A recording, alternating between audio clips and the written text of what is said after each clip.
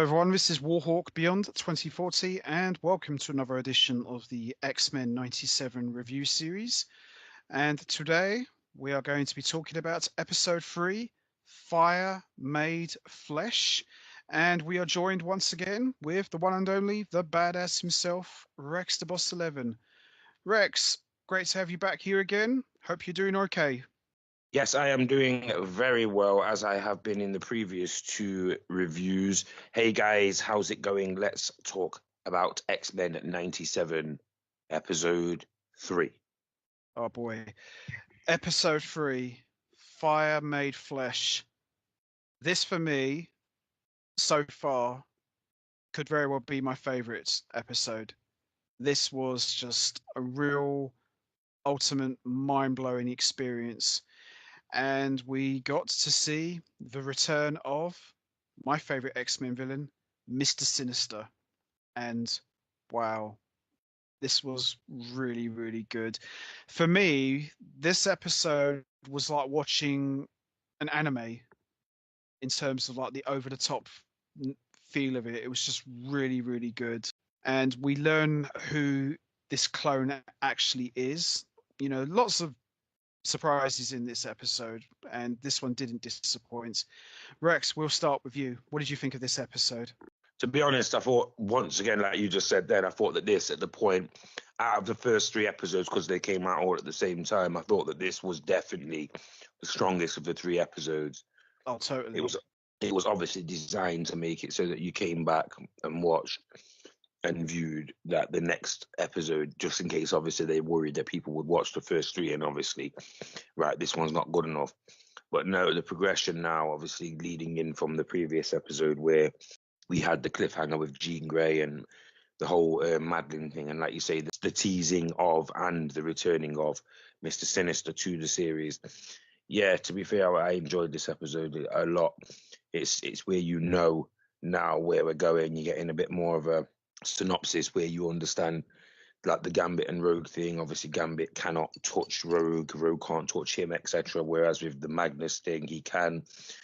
There's a lot to absorb from this 40-minute episode, and I will say that obviously you have to remember that Mr. Sinister has already been a villain with these guys. You've got the thing with Morph seemingly still badly affected by Yeah. Mr. Sinister. Once again, I will say this early on, Morph changing into random Shi'ar characters that what are they supposed to have? What, because the four-armed or six-armed Shi'ar bodyguard character that he changes into briefly in this episode, I don't know if you've seen that. Um,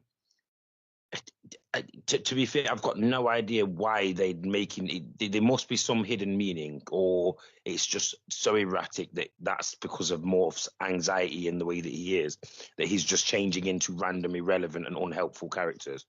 I think what it is, the reason why is because I don't think he's fully over um, the corruption of Mr. Sinister, which Yeah, happened yeah, in the yeah, previous yeah. series. So obviously, like you said, whatever Sinister did to him back He on also the doesn't seem six. like he can deal with the mental side of being an X-Men, because of Jean Grey turning up. It's so confusing to him that it immediately starts like doing wisecracks and jokes and changing into characters that are not helpful. Yeah, like, you know what I mean? Like, I've started Yeah, to notice a bit of a pattern with this guy.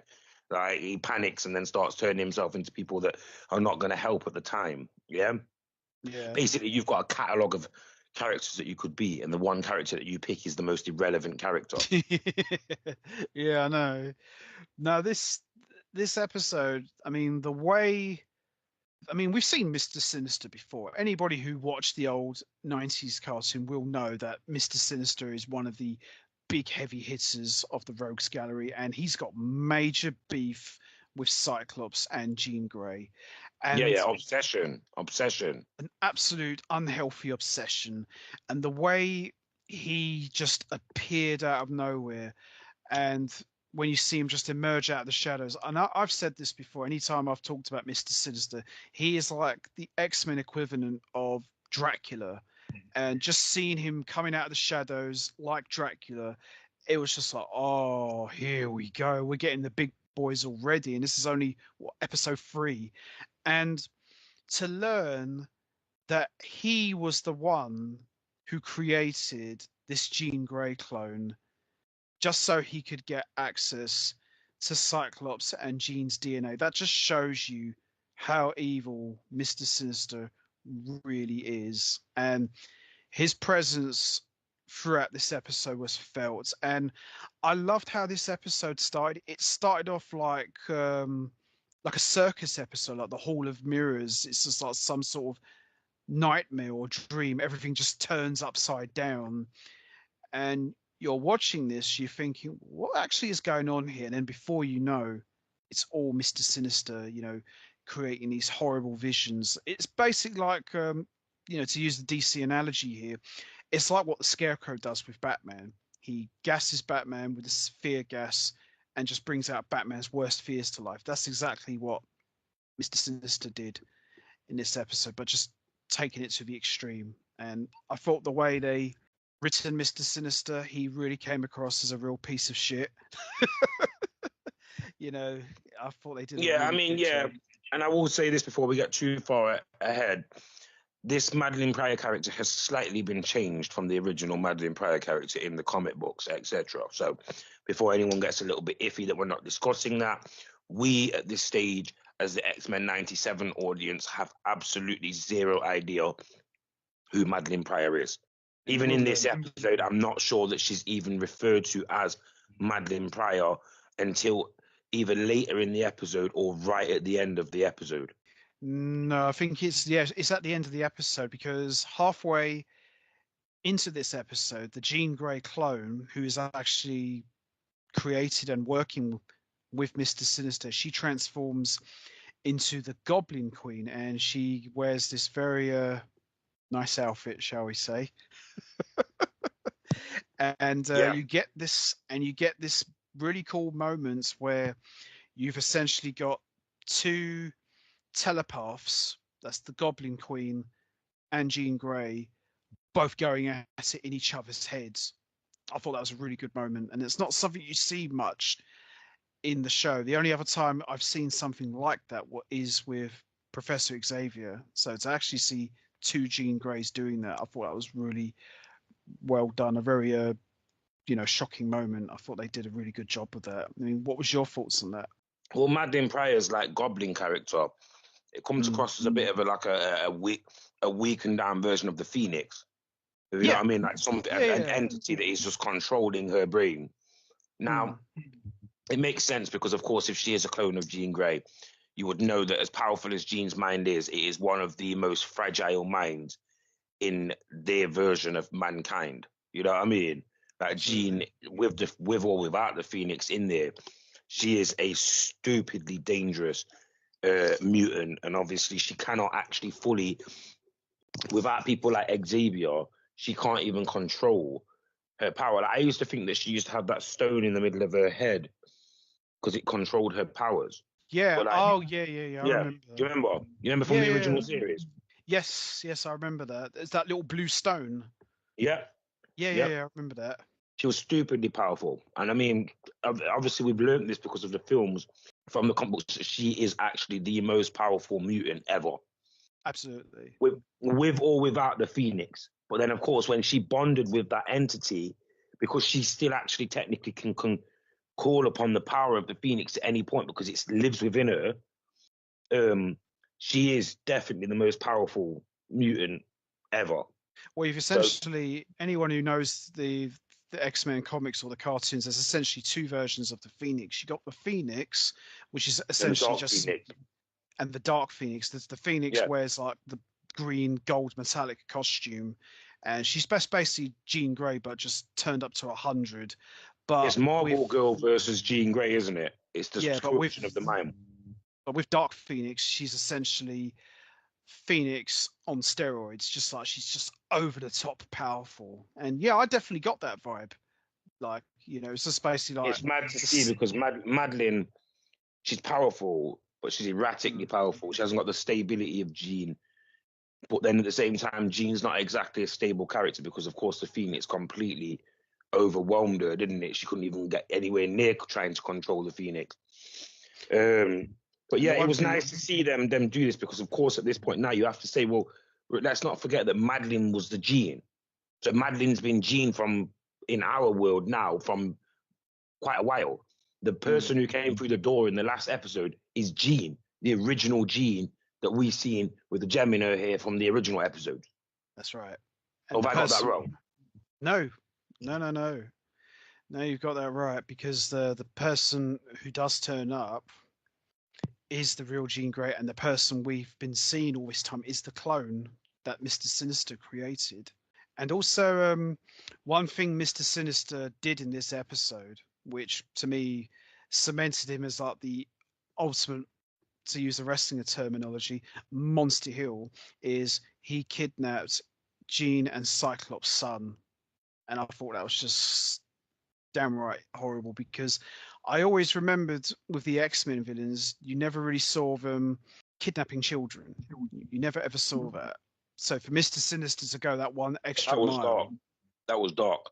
It was really dark. Seeing a baby in the tube, all with all these wiring, I thought, okay, Sinister has officially cemented himself as like the monster heel now. Even Apocalypse or Magneto never went there, but Sinister has. He's gone above and beyond that, and he was like infecting him with this this technovirus. Yeah, technovirus. That was it. Technovirus.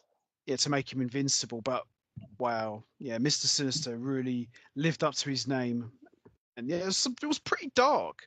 This was probably the darkest episode of the three, and certainly the strongest. I thought. Yeah, definitely the strongest. I mean, before anyone goes crazy, yes, because I was going to say this before at the start. We understand that there's a side plot, very mini side plot going off with Sunspot and Jubilee going off at the same time. Yeah? Yes, that's right. There is also a love triangle going on at this precise moment, which I'm going to refer to right now, between Magnus, of course, Magneto, Rogue, and Gambit, because there was the episode where... Is this the episode where Gambit sees them in the room together? And Yes, it was this episode, because the way they did it, I thought was really clever, because he walked in on them, but I thought when I watched this, I thought, oh, this is one of Sinister's mind games, letting Gambit see his worst fear come to life, because, oh, it's not real. No, Rogue would never do that, but he actually did walk in on him. It was real. I thought that was really clever, to do that. What was your thoughts on that? I thought it was clever because, of course, this is what they're building to. They're building to where, even if it's only just her, she trusts him, because this is obviously after the Savage Lands. The Savage Lands thing took place before we knew who these characters were. So, of course, Gambit was the thief and he was part of the bad group, and we know this now. It was just to turn a blind eye on that. But somewhere around that time, Magneto and Rogue were bad people. That's right. You'll look into the story and the origins of many of these X-Men, and you will realize that a lot of them were villains at the start. It's only really Jean and Cyclops and Beast that have just kind of always been there. Even Logan tells their man to basically do one, like from the comic books and from the films, where he says, "Nah, I'm not interested." But in the comics, the original comics, it was originally 4 of them, and then later on it became 5 when Jean Grey joined. But this was a good solid episode. This was, and as we get towards the end, we see that the clone's been freed from Sinister's control, and she takes on the name, as you mentioned, Madeline Pryor, and she leaves the team. And then we also see Forge introduces himself to Storm and claims that he can help get her powers back, and that's pretty much spoiler alert. Spoiler alert. He didn't tell her how. He knows how he can help her get her powers back, and why. Claims he can. But that's pretty much how we end it there. But yeah, this was a really good, solid episode. Really dark.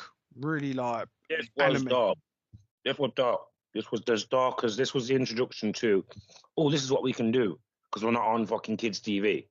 Yeah, we're not on Fox Kids anymore. We got a bigger budget. We can go places. But no, I think I'm going to give episode 3. I'm going to give this a 10 out of 10. Yeah, this was a 10. This was definitely a 10. This was definitely a 10 because, of course, now you know that the X-Men team is weakened now. They're being led by Magneto. This is all crazy to even say this, but they're weakened. They've lost a few members, including Storm has completely lost her powers. Jean and the other Jean are now, no one really knows who's in the team, so they're not on the team. Cyclops is obviously dealing with the baby thing. Yeah. Once again, Morph is seemingly unfucking helpful. And I'm sorry to swear, but he's seemingly unhelpful at certain points. He's just changing into random characters, so he's not doing anything. Then you've obviously got Logan doing his usual thing. Rogue is stupidly overpowered, but she's got the Magneto and Gambit thing troubling her. And then the other two characters subsequently then have as well. So what we've got right now, at this point, is Wolverine being the only person in that room, or maybe Beast as well, that are the only people that are sane of mind in that room. That's not a great thing. That an animalistic character, as clever as Beast is, and Wolf, the two animalistic characters are the only human sort of thinking people in the room at the moment. You know what I mean? That's true. Definitely keeping me gripped, definitely making me want to see more. But at this point, I won't deny, I actually am like getting that feeling like, is this going to be the end of the X-Men as what we know it? As in, like, what I just said that Xavier's not about no more. We're getting more changing into random characters that are not helpful, like the Colossus's little sister. Like, she wasn't helpful. Like, it's what you saw. Some of these characters. Is this the weakest X-Men team that we've seen, or are they gonna get it together? Because at this point, episode 3, my question to you, Warhawk, would be: do you think that these guys have got this together? Because it doesn't look like they've got it together, if you ask me. I think before they probably did have it together when Cyclops was running the team, but now that Magneto's come along, I think they've definitely lost their focus. Too much stuff has come out of the woodwork. You've got this Rogan Magneto thing. Madeline Pryor's come around and turned on the group, and it's all gone mad with that. Nathan's obviously been infected by this virus now. Things are going to happen. Bishop just seems like he is completely useless unless he's carrying people into the future and the past. Yeah, we're not seeing much of an X-Men team at this precise moment, which also makes me very much want to watch the next episode because, you know, I need to see how the team manages to come back together because this is the X-Men and they don't take L's. You know what I mean? They don't take L's. So it's like, very rarely they do. Yeah, man, let's get to the next episode and let's see how they managed to follow up. Because remember, this was the third of 3 episodes that was released at the same time. Yes. So let's see what episode 4 actually is going to do to advance this. Okay, so we are going to wrap this up now. What did you guys think of episode 3? Did you enjoy it? What was your thoughts on the clone being revealed to be a creation by Mr. Sinister? Were you surprised? What was your thoughts on Mr. Sinister corrupting Scott and Jean's son with a organic technovirus? And also, what do you think of the X-Men as a team? Are they in a weakened state? Do you think they'll be able to pull it back together and come back stronger than ever? You know what to do, guys. Hit the like button, hit the subscribe button, leave your thoughts and comments down below. And we will see all of you next time for another edition of the X-Men 97 review series, where we are going to be talking about episode 4. So make sure you don't miss that. Rex, pleasure as always. This has been a lot of fun. Yeah, this one was a good one. Like I say, we'll be back for the next episode, so stay tuned for episode 4 of X-Men 97. Bye for now, guys. Peace out.